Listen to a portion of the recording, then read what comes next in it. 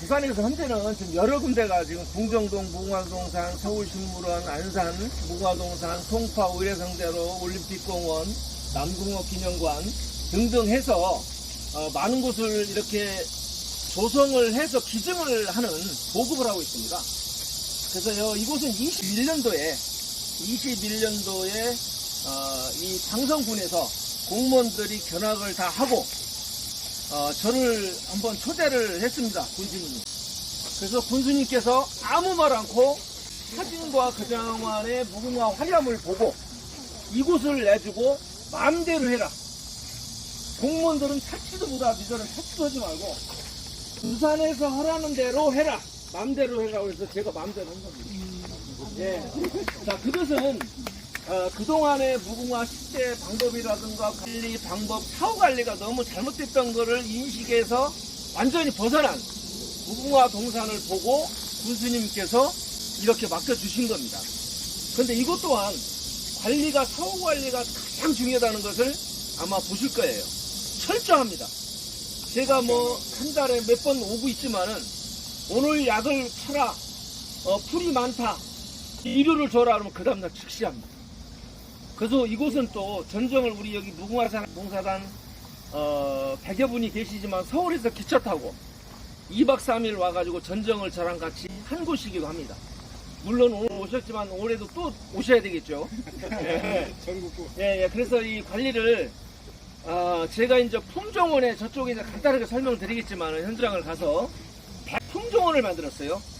2주씩 해서 100품종원을 만들었고 이렇게 분식을 39품종으로 여기는 실생의 하나도 없습니다. 품종으로 분식을 이렇게 배색 관계를 보시면은 배달개가 중간에 있고 자단심, 적단심이 이렇게 있어야지 화려함이 연출이 됩니다. 그래서 배색 관계를 철저하게 설계를 했고요. 그 다음에 저 중간에는 지금 여기서는 잘 안 보입니다만 무궁화 꽃잎이 5개잖아요. 그래서 5개 꽃잎을 해서 10품종으로 설계를 해서 이렇게 전정을 하고 시비를 하고 시약을 해서 매년 이렇게 수고가 이렇게 크지 않게 지금 보여주고 있습니다. 그래서 예전에는 점식, 간식으로 심어서 했는데 화려함이 없는데 이건 품종하고 이렇게 분식을 함으로써 이제 이 시민들도 이제 달리 보고 있습니다. 그래서 작년도에 여기가 무궁화 산림청 주관에서 무궁화 명소 최우수상을 받은 곳입니다. 그래서 작년도에 여기가 무궁화 산림청 주관에서 무궁화 명소 최우수상을 받은 곳입니다. 우리 김기선 교수님 여기 인사 잠깐 하시죠. 이 자리에. 내년 오전 무궁화연구 회장님. 회장님. 홍 박사님은 전임 회장님. 우리 무궁화 봉사단 단장님이시고 가지고 현장에 잠깐 가시면서 혹시 궁금한 거 있으면 저한테 여쭤보시면 됩니다.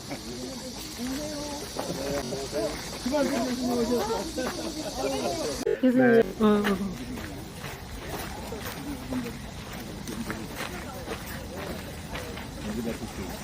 예. 사후 관리 없으면 정말 풀하고 져요. 키가 작으니까. 정말 기대 훨씬 이상인데 여기까지 올 줄 몰랐는데.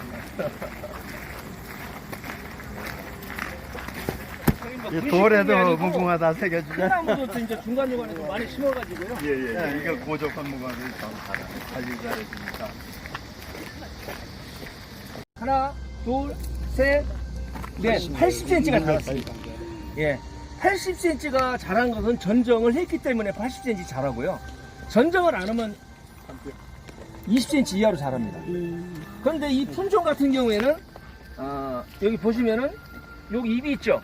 여기 한 마디, 두 마디, 세 마디, 네 마디, 다섯 마디 이렇게 표현을 하는데 품종은 6마디부터 꽃을 대게 핍니다. 자, 그러면은 새순이 길어야지 꽃이 많이 피겠죠. 그렇죠. 자, 전정 안 한 거는 이 위에서 8월 15일 전에 모든 무궁화가 끝납니다. 그 이후에는 피질 않습니다. 자, 여기에 보시면은 마디에 자, 요거는 1차 개화를 해서 결실을 한 씨앗이에요. 요거는. 벌써. 예. 자, 여기서 6마디 올라가고 끝까지 왔을 때 1차 개화 말기라고 합니다. 자, 2차 개화를 하기 위해서 이게 눈이 또 하나 있어요. 1차 개화는 7월 말까지. 그 다음에 2차 개화는 8월 말까지. 자, 여기 또 하나 있죠. 마디에. 올라갔다가 다시 올라가고 2차 개화 말기, 또 밑에서부터 올라와서 3차 개화 말기까지 해서 9월 말. 자, 여기에 또 특징이 하나 있습니다. 이 격가지가 또 발생이 됐습니다. 이 격가지가 또 발생이 됐죠. 여기에 또 꽃이 또 핍니다. 그래서 10월 초까지 갑니다. 이거는 전정과 실소의 새순이 길어지고, 인이 어떻게 됩니까? 꽃눈이 많이 발생이 되고 꽃이 커지고 개화 기간이 길어지는 역할을 하기 때문에 실소 인상 가리가 꼭 들어가야 된다는 거예요. 그래서 여기에는 고용복합비료를 저희가 60cm 간격으로 심었는데 이 사이에다가 3알씩 집어넣습니다. 항상. 자, 고용복합비료는 6개월 가잖아요. 6개월 동안 가기 때문에 지금까지 지속이 되고 있는 겁니다. 자, 꽃을 많이 보기 위해서 과수를 많이 따기 위해서 전정과 시비를 않는 농민들은 단 한 명도 없습니다. 자, 우리나라 사후관리 전정 시비 안 씁니다. 이제는 심기보다는 정말 사후관리만 잘하더라도 이 재래종이든 품종이든 이렇게 만발을 할 수가 있습니다. 100일 동안 만발을 하게 됩니다. 그래서 요거를 내가 간단하게 설명을 드렸고요. 요거는 삼천리입니다. 우리나라 삼천리 강산 무궁화 심기를 바라는 의미에서 이거 품종으로 삼천리로 등록된 명명이 된 품종입니다. 삼천리 예쁘죠? 무궁화 삼천리 활해강산.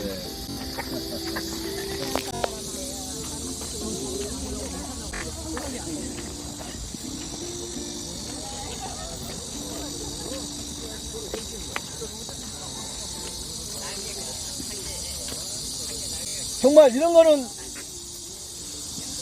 정말 화려하죠? 예.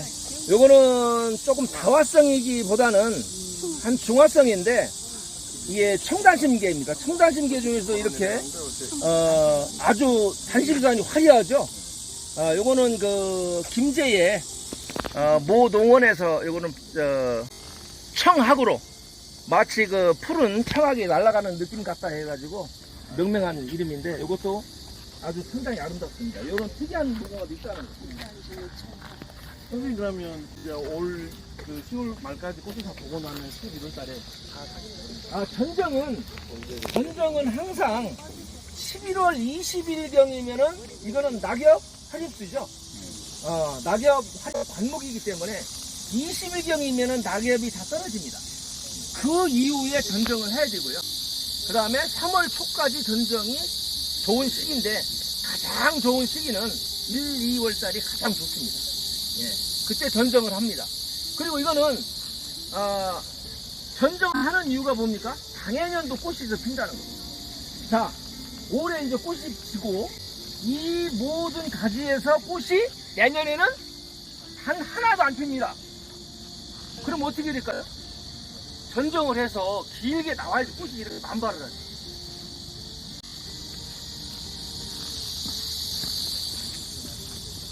보람이 있네요. 그 속에 뒹굴면서 손이 꼬아서 정말 화려합니다. 예. 월산 176. 와. 요거는 월산 176인데요. 자, 요 속꽃잎 있습니까? 없습니까? 있어요? 예, 있죠? 이거는 호꽃으로 분리가 됐어요. 산림청에서. 그래서 요거는 좀 수정이 돼야 되고요. 오히려 화랑 같은 거는 초기에 속꽃잎이 한 2개 정도 달리고 2-3개 달리는데 그 이후에는 안 달립니다. 그런데 이것은 호꽃으로 분리가 안 됐어요. 반격꽃으로 분리가 됐어요. 손에 있는 거는 이거 그래서 이런 거는 계속 속꽃잎이 있기 때문에 이런 거는 이제 좀 수정이 돼야지 않나, 이렇게 지금 생각이 되고요. 자, 옆에 붉은 무늬도 있죠. 네네네. 요것도 아주 특징입니다. 아사달. 네, 아주 특징이 있습니다. 아사달 같아. 주세요. 나 오늘 꽃단 여자 할 거야. 쭉쭉 달아줘. 꽃이요? 모자에 모자. 오늘 꽃단 여자.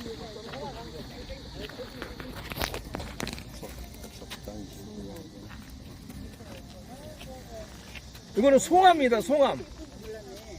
이제 요게 송암하고 난파하고 광명하고 참 구분하기가 어렵습니다. 요거는 약간 오므려져 있고요. 광명은 이게 자빠집니다. 이게 얇기 때문에. 얇기 때문에. 난파는 단심선이 송암보다 깁니다. 기른 거를 좀 보시면 되고요. 그 다음에 난파는 여기가 아주 거칩니다. 입이. 그 다음에 광명은 더 길게 더 짜져 있어요. 요거 보고 판단하셔야 되는데, 요거 송암도 아주 본품종이죠. 찐하면은 영광이고 뒤집어지면 농대 최영무 선생님 코가 송암이거든요. 예. 나쁜가? 자, 내가 좋아하는 영광 같아. 요거는 아주 영광이다. 예, 근데 영광일 줄 알았어. 아주 꽃잎이 지금 많이 겹쳐져 있죠. 예. 요거는 좀 완C형입니다. C형인데 요거는 사실 무궁화가 어떻게 보면 아닙니다. 접시꽃 같아. 예, 요거는 교잡을 해서 사실 제가 이거를 등록을 했습니다. 우리 두산그룹의 선대 회장님의 호를 따가지고 연강으로 했는데요. 그래서 나중에 알고 보니까 브라보하고 교잡을 해서 이게 이대 회장님. 교잡종입니다. 이 대장님한테. 그래서 야, 요런 무궁화도 있다. 이런 거를 하나 여기다 집어 넣습니다. 접시꽃 느낌이 강해. 수세된 거. 영광이 아니, 합의회가 박영선이고, 곧 이대 회장이 알파. 그래서 끝나게 창업자고. 요거는 로타리 클럽 회장님이 로타리로 요거는 등록을 한 품종이에요. 그래서 요거는 반외성입니다. 반외성에 가면서 꽃이 다화성이에요, 아주. 박두병 회장님이. 네. 요게 그래서 요 앙증스럽습니다. 꽃도 크기가 상당히 좀 좋습니다. 그래서 로타리 클럽에서 많이 지금 요것을 지금 식재를 많이 하고 있습니다. 수형 자체가 예. 수형이 반외성으로 좀 늘어지는 형입니다. 어떻게 보면은 좀 로타리는 한데.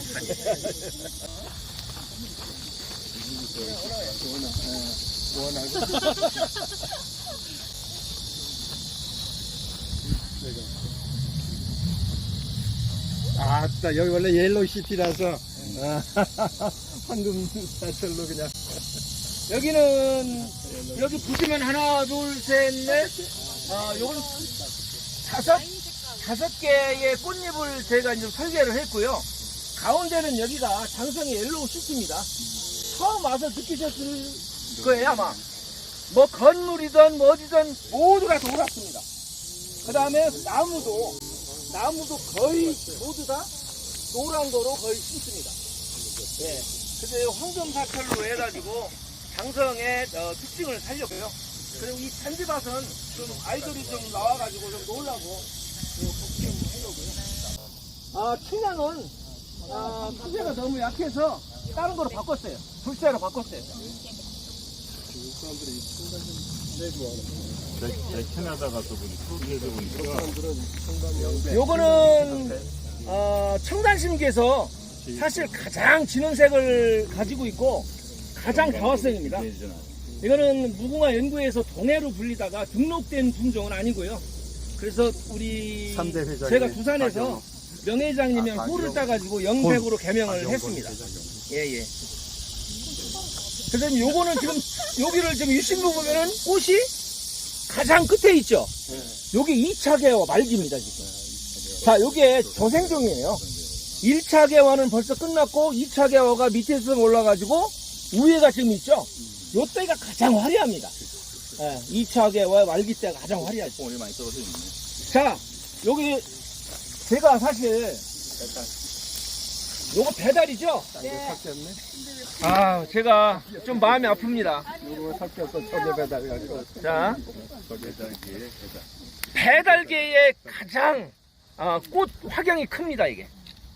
뭐 파랑새랑 뭐 거의 비슷한데요. 한 14cm까지 직경이 가거든요. 근데 와서 보니 바뀌었죠? 예. 자, 요거는 옥녀는 요거보다 더 적죠. 옥녀는 요렇게 지금 오므리고 있는 게 옥녀고, 이건 옥선도 아닙니다. 옥선은 더 많이 벌어져 있죠. 예. 짝퉁입니다. 이거는 제가 시인을 하고 빨리 바꾸겠습니다. 제가 사실 이게 교잡종인데요. 넣지 말아야 되는데, 자, 우리나라의 어려운 시절 하면은 뭡니까? 아리랑입니다. 아리랑. 예. 그래서 그 이름도 좀 옛날 좀 생각도 나가지고 아리랑으로 듣는데 이게 특이한 점이 있습니다. 정말 단심선이 어떻습니까? 정말 자주색이에요. 대부분 뭐 연분홍이라 이렇게 됐는데 이건 아주 진하잖아요. 안에가 진한 자주색을 가지고 있는데 보시다시피 이거는 완전 소화성입니다. 소화성. 다화성은 아까 뭐라고 그랬어요? 마주장 개화량이 3개, 4개까지 달려있죠? 근데 이거는 1차 개화로 끝납니다. 네, 없어요. 그래서 이건 소화성인데. 작년에 와보니까 제일 늦게까지 남아있어요. 예, 예. 예. 그 다음 이쪽으로.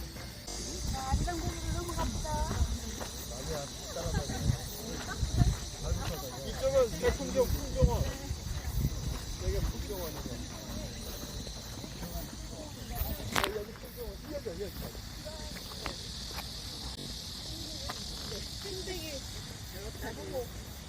여기는 홍원종이라 그런 게 이거잖아요. 제가 이제 여기는 터널형으로 만들었어요.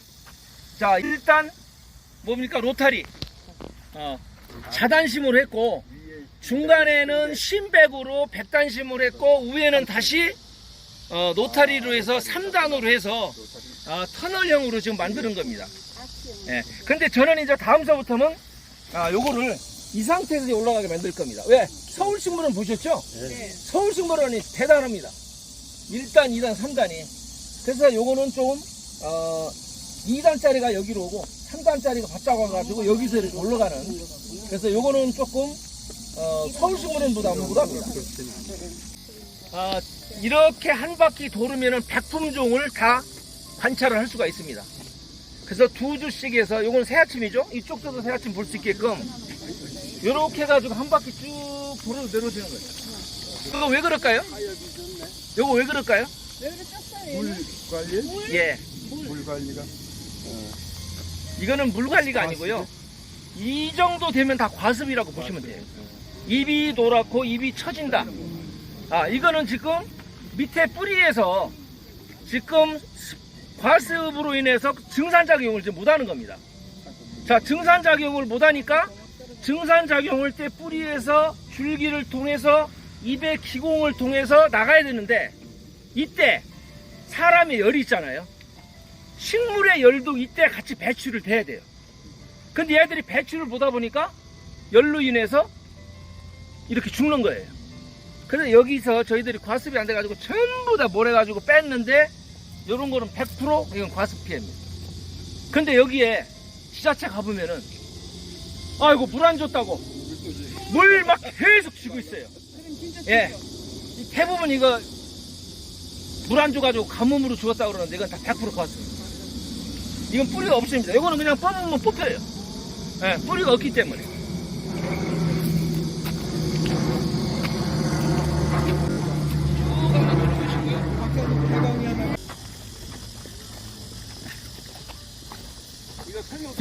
이건 해야지. 이건 해야 돼. 풍경 잘 보시라고 누군가. 이거 품종 이 명을 좀 잘 보세요. 어이, 예. 꺼드신 분. 같이 찍어야지. 예. 요거는 제가 17년도에 제가 태화하고 병화하고 교배를 해서 17년도에 품종을 등록을 했습니다. 그래서 적단심기고요. 예, 그래서 득환입니다, 이름이. 제 이름이 김득환이거든요. 그래서 이거는 아주 붉고 한자의 빛나올 한자를 제가 쓰는데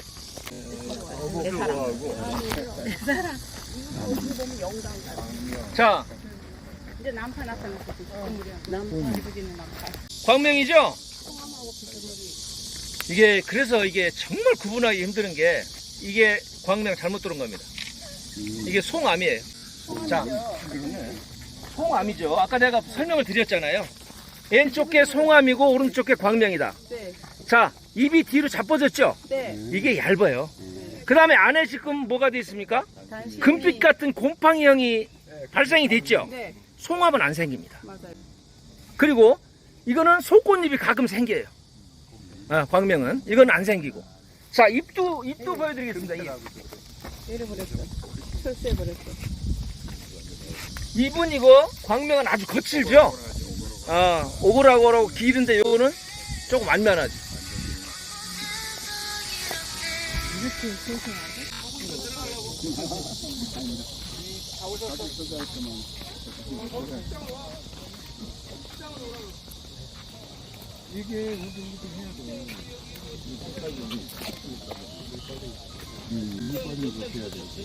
이거 까면 좋네, 이거. 무릎 까면.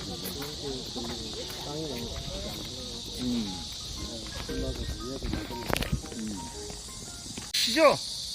요거. 저기 안 오셨네.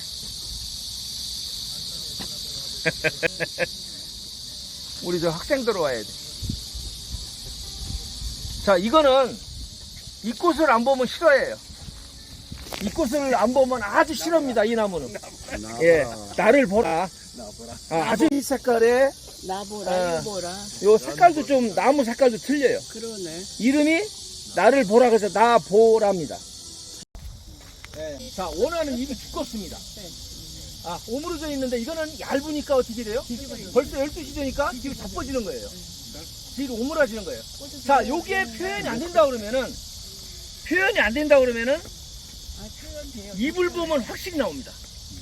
잎은 원하는 이렇게 완만하게 됐는데, V자네, 이거. 자, 요거는 마른 막골의 닭벼슬처럼, 예, 여기가 닭벼슬처럼 생겼죠? 요걸 보고 세안하고 원하고 판단하시면 돼요. 처음에는 관리 잘 요거는 한빛이에요, 한빛. 요게 이제, 요게 조금, 만생종 정도인데 아주 화려합니다. 정말 예쁘고 작년에 제일 아름다운 꽃 중에서도 이 꽃이 있어요. 요거는 말기까지 피기 때문에, 자, 요게 이제 거의 이제 많이 올라가고 있죠? 요때쯤이면 정말 화려합니다. 그래서 아주 늦게까지 피는 건데, 한빛입니다, 이거. 얘는 잎이 얇아서 안 뒤집어져요. 그리고 이 꽃봉오리를 보시면은, 아까 원화 같은 거는 꽃봉오리가 어떻게 됐어요? 저기? 월산 1kg 같은 건 꽃봉오리가 어떻게 돼요? 붉은빛이 보여요. 붉은빛이 보이죠? 네. 왜냐면은 이 순의 끝에가 꽃잎 가장자리에 빨간색이 생기기 때문에 빨간데, 자, 이거는 어때요? 없죠? 노랗. 요거는 보시면은 바람결이. 벌써 어디 꽃잎이 어떻게 됐어요, 벌써? 바람결이. 네, 벌써 아주 약해져서 이제 뒤집어지고 있죠? 네. 이게 꽃잎이 워낙 약해요. 그런데 이거는 애기무궁화랑 조잡을 했기 때문에, 자, 애기무궁화는 어때요? 안동 애기무궁화는 꽃잎이 무지개 두껍잖아요. 그래서 저녁 때까지도 이렇게 갑니다, 이게. 예. 그래서 오래 갑니다, 이게. 이거는 신백입니다. 신백. 예. 신백이고요. 자, 요 무궁화 동산이 너무 아름답다 보니까 장성군에서, 자, 원래는 지금 저쪽에다가 전망대를 하려고 했었어요. 근데 이제 제가 반대를 했으면 저기는 위험하고 저기는 장소가 아니다. 이 장소에다가 10억 원을 들여서 무궁화 전망대를 만듭니다. 와우. 그래서 여기 전망대에서 이 전체를 다 볼 수 있게끔. 그래가지고 올해 안에 완공이 다 됩니다. 완공되면 또 와야 돼. 예, 예. 남쪽이 저쪽에 남쪽 저쪽이 동쪽이죠. 동쪽 예. 이게 남쪽인가 봐, 여기가. 예. 여기가 남쪽. 이쪽이 남쪽이고. 근데 알았었는데 잊어먹었어. 여기 만 처음에는 관리 잘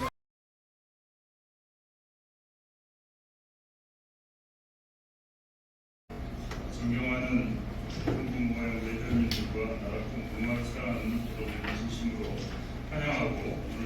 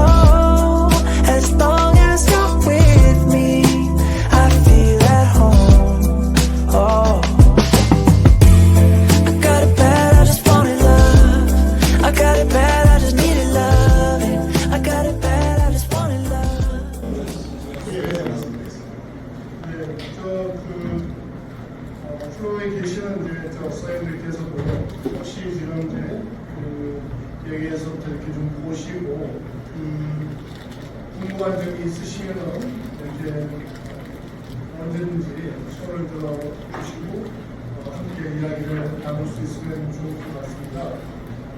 이제 사실 저 이제 콘텐츠에 사실 저는 굉장히 관심이 많은데요. 최근에는 사실 이제 그런 작업 한번 해봤습니다.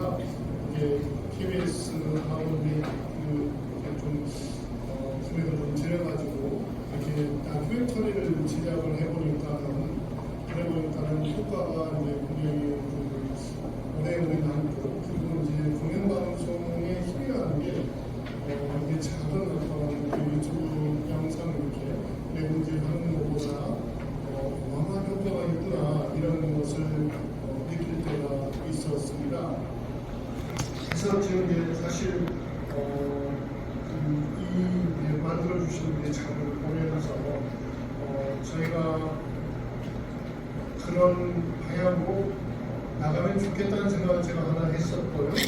그 다음에 이제 그러기 위해서는 사실 그만한 자료가 있고 꾸준히 준비가 되었으면 좋겠다는 생각을 했습니다. 그래서 이제 그런 저의 생각에 대해서 혹시 오늘 발표해 주시는 원장께서는 어떻게 생각하시는지 그걸 먼저 보여주고 질문에 대한 응원 주세요. 예. 사실 아직 발표는 제가 안 드렸는데요. 사실 제 발표 내용의 핵심도 콘텐츠 산업으로 활성화되기 위해서는 뭔가 이야기가 있어야 돼요. 그래야지 그거 갖고 영화도 만들고 드라마도 만들고 애니메이션도 만들고 웹툰도 만들고 이렇게 할 수가 있는데 스토리가 지금 전혀 없다는 거죠. 스토리가 지금 딱 하나 있어요. 지금 유튜브 검색을 해보면 지금 해보시면 아실 거예요. 순위 10위 안에 드는 게 국악고시 피었습니다. 노래 한 개밖에 없어요. 이게 쉽게 저희들 용어로는 이제 원천 자료라고 그러는데요. 그러니까 예를 들어서 우리 허준이다, 무슨 반지의 제왕이다라고 하는 외국 영화다. 이런 것들이 다 옛날에 어떤 특정한 글에서부터 시작이 되거든요. 텍스트 옛날에 어떤 남아있는 문헌을 가지고 현대 작가들이 스토리텔링을 해서 창작 작품을 만드는 것이 이제 최근에 문학 콘텐츠 작품들이 되는데 지금 문헌적으로는 여태까지 한 번도 그런 원천 자료에 대한 정리 작업이 한 번도 없었다는 거죠. 설령 텍스트에 대한 원천 자료 체계화 작업, 그러니까 수집하고 발굴하고 체계화하는 작업, 그 다음에 관련된 시각적인 이미지들의 또 이런 원천 자료의 수집과 발굴, 체계화 작업. 그래서 이런 것들을 하나의 거점 콘텐츠 쪽에다가 집약시켜놓고 많은 사람들이 공유할 때 창작자들이 또 콘텐츠 개발자들이 그런 것들을 참고해서 만들 수 있지 않을까 생각이 되고요. 그래서 그런 차원에서 제가 제 자료 맨 마지막에 무궁한 문헌 연표라고 하는 것을 원하는구나. 제가 한 권 한 권 다 국가 DB 데이터베이스에서 다 확인한 자료들입니다. 그래서 제가 기존에 아마 밝혀진 소개되어 있는 책 문헌에 나와 있는 국어 관련된 자료들이 한 300건이 채 안 넘는다고 치면 거기 소개되어 있는 자료는 1000건이 넘습니다. 저도 이번에 꽤 긴 시간 동안 수집을 하면서 무궁화에 대한 새로운 이야기들을 많이 알게 됐고요. 그래서 그런 자료의 중요성을 저도 크게 공감하고 있습니다. 제가 이게 저한테 받으세요. 네, 그리고 이제 사실 이제 제가 이제 콘텐츠에 좀 관심이 많아가지고 예를 들면 지금 이제 영화 방해 같은 그런 작품들 같은 봤을 때 거기에서 나오는 모든 스토리들이 모두 보증이 되어 있냐라기보다는 사실 단어 하나 들어가 있는 것을 가지고 그 영화 한 편이 만들어진다라고 그렇게 얘기를 들었습니다. 자, 이렇게 그랬을 때 저희들이 지금 방금 말씀해 주신 쪽에 이렇게 긴 자료들은 저희들에게 차고 넘치는 자료의 어떤 근간이 될 수 있을 거라고 생각이 듭니다. 이제 그것을 가지고 이제 사실 이야기꾼들이죠. 그러니까 이제 동화를 만드시는 분들이라든지 소설을 만드시는 분들이라든지 어떤 창작가들에게 이게 이제 함께 좀 주어지면서 이게 이제 연결이 되어야 좋겠다는 그런 바람도 가지고 있는데 그렇게 연결을 시키려면 또 어떻게 해야 될 것인지가 이제 말씀드린 첫 번째 단계는 이제 이런 자료들을 관련된 옛날 문헌들부터 해서 각종 자료들을 수집하고 발굴해서 체계화시키고 그것들이 공유되고 많은 작가들이 그것을 활용해서 어떤 콘텐츠 기획자들이 그걸 활용해서 작품들을 만들고 그 중간중간에 그러니까 1단계에서는 자료 수집이 먼저인 것 같거든요. 2단계에서는 그것들을 제공해 줄 수 있는 플랫폼 같은 어떤 거점 콘텐츠 기반이 하나 있어야 될 것 같고요. 그것들이 좀 더 많은 창작자들이 창작 활동을 할 수 있게끔 조금 이렇게 밥을 떠먹인다고 그럴까요, 초반에는.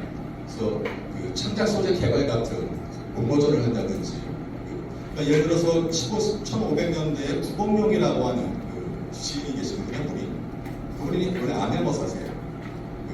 근데 아마 제가 보기에는 그 전에 술을 많이 드신 것 같아요.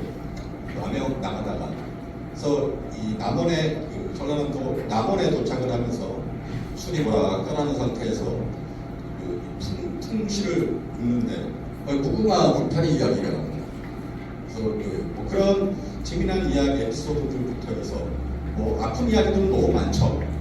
이 무궁화 근하 세계를 읊으면서 차별하셨던 분도 계시고 배천 선생님이 계셨고 또 윤복일 선생님부터 너무 잘 알잖아요. 수탄을 보셨다. 마지막 썼던 유서에 무궁화라고 하는 언급을 하시고 그분이 19살, 18살 때 청년 충청도에서 청년 운동을 하실 때도 무궁화 노래를 만들어서 사랑가라고 하는 노래를 만들어서 같이 불렀어요, 어린이들하고. 그런 이야기들을 조금 원천 자료가 너무 러프하다고 치면 그것들을 조금 가공된 것들을 좀 더 이 작가들이나 기획자들한테 제공해 줄 수 있는 그 소재들을 조금 더 이렇게 가공해서 제공해 주는 서비스까지 한다면 좀 더 촉진되지 않을까 하는 생각이 있습니다. 그런 소재 제공이라든지 그런 것들의 어떤 제공되었을 때 이용될 수 있는 어떤 계기 마련을 해 주는 것이 바로 이 연구회의 어떤 또 하나의 소임이 아닌가 하는 생각을 해봅니다. 근데 혹시 또 플로어에서 이러면 좋겠다. 무궁화의 콘텐츠가 어느 방향으로 사실 무궁화의 콘텐츠가 어디에 소리가 들리기만 하면 제가 쫓아가야 되는 것이 그게 맞을 것 같습니다. 이번에 예를 들어서 무궁화꽃이 피었습니다 라고 해서 굉장히 유명해진 FS 드라마가 있죠. 예. 근데 그걸 가지고 그러면은 우리가 어떤 노력을 했을까라고 했을 때 제가 생각할 때 이 안에서 저희들이 반성해야 될 부분이 언제나 있을 거라고 생각도 듭니다. 그래서 아예 그런 게 있다라고 했을 때 그러면은 저희는 그걸 어떻게 할 수 있을 것인가. 그리고 혹시 의견이 있으시면은 여기서 한 분이라도 의견을 좀 주시는 것이 어떨까. 그게 이제 오늘 대답을 안 하시더라도 집에 돌아가셔서 또 한번 생각해 보셔야 될 그런 숙제가 아닐까 하는 생각이 듭니다. 프로에 계신 분들 중에 무궁화생활봉사단의 김동식입니다. 네, 수고 많으셨습니다. 저는 두 가지만 콘텐츠 관련해서 제안을 드립니다. 한 가지는 이 무궁화에 대해서 이 스토리텔링하는 거 좋고 다양하게 개발해 나가는 거 관심 있도는 좋은데 가장 기본은 팩트에 근거해서 해주셔야지. 지금까지 쭉 무궁화사를 보다 보면은 너무 분치를 많이 하고 각색된 게 많습니다. 그래서 그런 면에서는 재미를 유도하더라도 팩트에 근거해서 그 팩트만은 흔들리지 않게. 예를 들면 지금 안동이라든지 저 홍천 무궁화 수목원에 가보면은 그 퀴즈 한 3가지가 있습니다. 그 중에 첫째, 무궁화의 최초 이름이 뭐냐? 뒤지고 보니까 벌리초로 나와요. 과연 이게 맞는 건지, 울타리수 벌리초가 무궁화의 최초 이름이었는지, 이런 부분도 바로 잡아서 흥미를 유도해줘야 되지 않을까. 두 번째는 저기 디자인적인 측면에서 한번 지적해 보고 싶습니다. 얼마 전에 산림청에서 공모해서 무궁화 디자인이 지금 나와 있고 또 이제 오늘 교재에도 자료에도 66페이지 하단에 보면 무궁화 형상화되어 있는 게 있습니다. 근데 기본적으로 무궁화의 암술머리는 5개예요. 또 잎도 5으로 나뉘어서 옥을 강조하는데 이 암술머리가 3개로 표현되어 있습니다. 이거 잘못 왜곡되면 이거 처음 접하는 사람은 뭔가 혼돈될 수도 있습니다. 기본 팩트만큼은 정확히 잡아주되 이걸 응용해줘야지. 이것까지 변형시키면 근본이 흔들리지 않을까 해서 말씀을 드립니다. 이상입니다. 감사합니다. 이 스토리가 항상 그 팩트에 근거해서 만들어지는 것인지에 대한 반성이 항상 저희들에게 있기도 합니다만 그럼에도 불구하고 방금 말씀해 주신 부분은 저희들이 꼭 지켜야 될 기본이 아닐까 하는 생각이 들기도 합니다. 혹시 어떻게 생각하실지요? 늘 풍화 외에도 우리 고유한 문화들 같은 경우 국악이라든지 뭐 이런 전통적인 것들은 늘 2가지 방향성이 있다고 생각합니다. 하나는 아주 옛날부터 내려온 것들에 대한 보존, 또 하나는 현대 세대와 미래 세대를 위한 새로운 계승 발전, 그게 늘 공존해야 된다고 생각하거든요. 계승 발전이 되지 않을 때는 이게 박제화된 박물관으로 가버려야 되는 거예요. 무궁화에 그걸 대입해 봤을 때 무궁화도 우리가 품종 같은 경우 예를 들어서 우리 고유 품종이라고 하는 것은 계속 보존하고 유지시켜 가야겠죠. 발전시켜. 또 그런가 하면 세계인들이 좋아하는 무궁화꽃을 만들기 위해서는 세계인들의 취향에 맞는 무궁화꽃도 개발을 해야겠죠. 그래서 저는 개인적으로 향기 없는 무궁화를 최근 애식 박사님께서 연구하고 계실 때 한편은 박수를 치면서도 한편은 슬퍼요. 저는 무궁화가 향기가 있다고 생각하거든요. 단지 우리가 못 맡을 뿐이다. 그건 이제 스토리텔링이죠. 제가 비유가 맞는지 모르겠는데, 그래서 이런 팩트에 기반한 사실 팩트는 아까 말씀대로 한 줄밖에 안 돼요. 그 나머지 것들은 창작자들이 자기의 창의력을 가지고 한 거기 때문에, 그래서 예를 들어서 아까 윤봉길 선생님이 청년 시절에 10대 후반에 야학을 하면서 어린이들한테 노래를 가르쳤다라고 하는 문구를 가지고 그다음부터는 그게 팩트면 그다음부터는 이제 자유롭게 이 작가 상상력이 동원하면 되겠죠. 그러니까 이제 말씀대로 팩트에 기반한 컨텐츠 작품이 만들었을 때 또 그게 사실 파워가 있습니다. 그러니까 이 드라마라든지 영화라든지 게임이라든지 하는 것들이 어떤 사실 기반을 시작했을 때, 그래서 우리 영화 보면 가끔 처음 시작할 때 이것은 실제 있었던 일을 영화하는 겁니다. 이렇게 써놓은 것들이 있잖아요. 그것들이 상당히 이 몰입도를 높여주기 때문에 컨텐츠 차원에서 되게 의미가 있는 거고요. 그래서 우리 단장님 말씀대로 이 팩트에 기반한 이 스토리텔링이 돼야 된다고 하는 것은 저도 전적으로 공감을 하고요. 그 다음에 디자인 쪽은 참 어렵습니다. 네, 민간에서 또는 이 사설 업체에서 산업체에서 무궁화 디자인을 그렇게 했다 보면 좀 괜찮을 것 같아요. 제가 옛날에 사실 제가 원래 출신이 디자이너 출신입니다. 무궁화 캐릭터 디자인 이런 것을 2000개를 해가지고 지금부터 23년 전에 대한민국의 디자인상이라는 상은 다 받았었어요.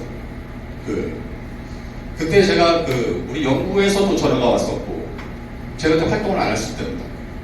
무궁화를 갖고 어떻게 캐릭터를 만드느냐, 무궁화 머리가 왜 이렇게 크냐, 이런 사실 하고 무궁화를 다 캐릭터를 만들면 안 되는 거였어요. 그 당시에.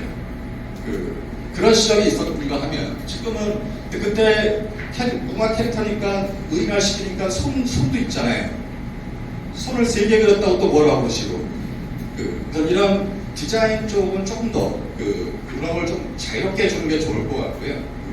다만 산림청에서 외국 최고의 디자이너라고 하는 분한테 많은 거움을 주고 또 국내 또 업체 디자인을 했을 때는 조금 더 좀 꼭 섬세하게 체크를 좀 하셔야 되지 않았을까 하는 생각도 있습니다. 저도 사실은 뭐 색상이라든지 디자인이라든지 이런 부분에도 조금 불만이 사실 조금 있는데, 그래도 그런 노력이 있다고 하는 것은 의미가 있겠지만 공공기관에서 많이 그런 작업들을 할 때는 조금 더 생각적 특성을 최대한 반영한 고려한 그런 디자인이 됐으면 좋겠다는 생각이 있습니다. 감사합니다. 아까 사실 홈페이지를 이렇게 이제 다시 만드시고 개선시키신다는 말씀을 듣고 강화했던 것 중에 하나가 사실 이런 팩트를 오랫동안 남길 수 있는 바로 그곳이 이게 이제 SNS는 이게 약간의 휘발성이 좀 있고 홈페이지에 정보를 우리가 이제 올릴 때 특이한 검증을 철저히 해서 거기에 이견이 없도록 하는 것이 이게 굉장히 중요하겠다 싶습니다. 요즘에 이제 그 공식적인 어떤 단체의 홈페이지에 있는 정보가 어떻게 보면은 그게 이제 옛날 식으로 따지면은 그 최근에 인쇄되어 나와 있는 것과 좀 비슷한 어떤 그런 역할을 하게 되지 않는가 하는 생각이 듭니다. 네.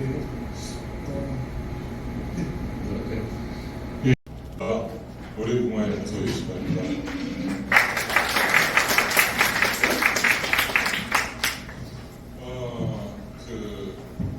올해는 당시도 제가 발표 계획이 있었던 건 아니고요. 다른 분께서 생산자협회 김대균 회장님께서 발표하시기로 하셨는데 다른 이유 때문에 발표가 어렵다라고 말씀을 하셔서 제가 대타로 하게 됐습니다. 그래서 김선 회장님으로부터 6월달에 요청을 받고 저도 저 나름대로 바쁘고 함에도 불구하고 짧은 시간 내에 준비는 하긴 했습니다만은 추후의 무궁화 정책 그리고 우리 이제 생산자들의 이제 그 생산과 그 유통 그 부분을 짚고요. 그다음에 꾸미고 아까 이제 뭐 정원을 만들고 하는 것들도 하나의 경관을 활용한다는 측면에서 장식이라는 의미가 들어갈 수 있겠지만 훨씬 큰 의미에서 어떤 경관이란 나라꽃이라고 하는 어떤 이미지나 브랜드라는 걸 좀 접고 그냥 단순히 화훼라고 하는 측면에서 봤을 때 장식적인 이용이 가능하다라는 기술과 두 번째는 기능적인 이용이 가능하다라고 하는 두 가지로 접근을 할 수가 있을 것 같아요. 이 가공이라고 하는 것을 두 가지 측면에서 보면 장식을 하기 위해서는 예쁘게 이제 모양이 유지가 돼야 되기 때문에 어떻게 건조시킬 것인가. 구성하는 산업의 개념에서 보면 실질적으로 이런 방식으로 이루어졌는데 저는 이것이 사실 산업이라고 보지 않습니다.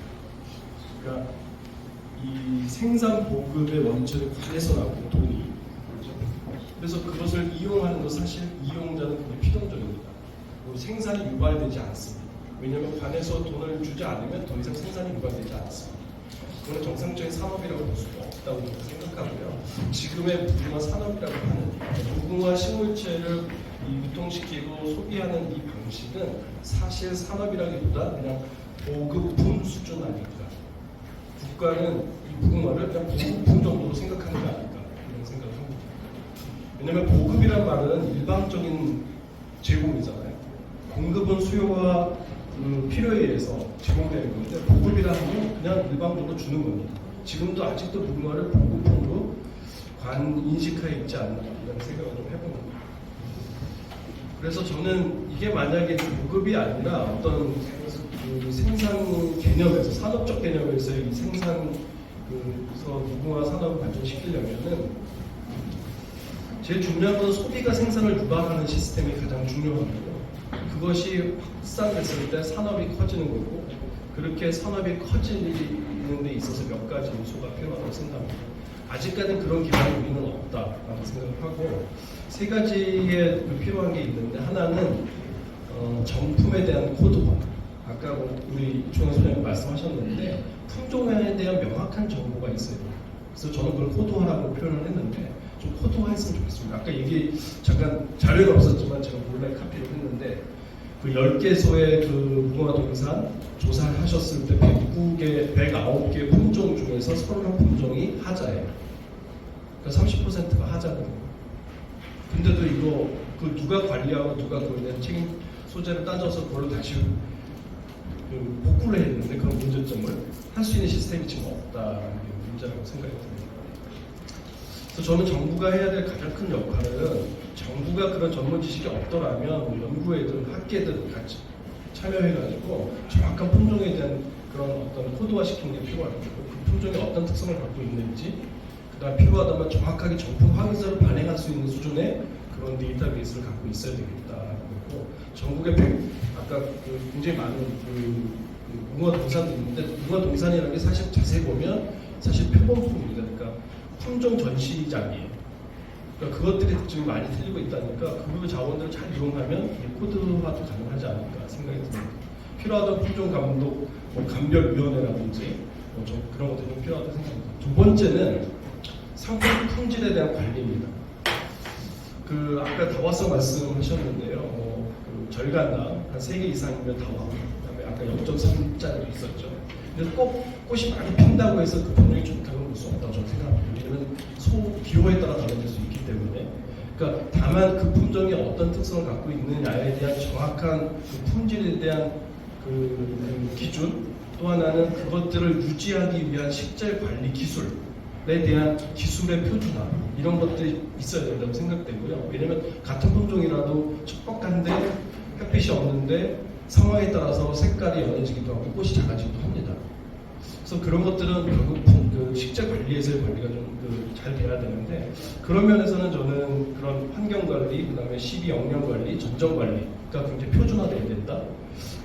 여기 웅어사랑 봉사단에서 오셨는데요. 이런 분들을 좀 더 활용을 하셔야 될 것 같습니다. 이분들을 더 전문화시키고 전국적인 어떤 조직으로 좀 봉사화할 수 있고 전문 기술을 갖고 실제 식재 현장에서 위주 관리에 동참시켜서 좀 더 이걸 표준화시키는 게 어떨까 생각이 듭니다. 세 번째는 여러분들도 잘 아시죠? 무궁화를 우리나라 사이트 보면 나라사랑 선양에 주로 많이 이용했는데요. 무궁화가 산업화되려면 결국은 정원 소재로서, 정원 목본 소재로서 이용이 돼야 합니다. 그래서 계절을 대표하는 정원 소재가 됐으면 좋겠습니다. 5월달, 4월달, 5월달 장미, 우리 목본 소재가 많지 않거든요.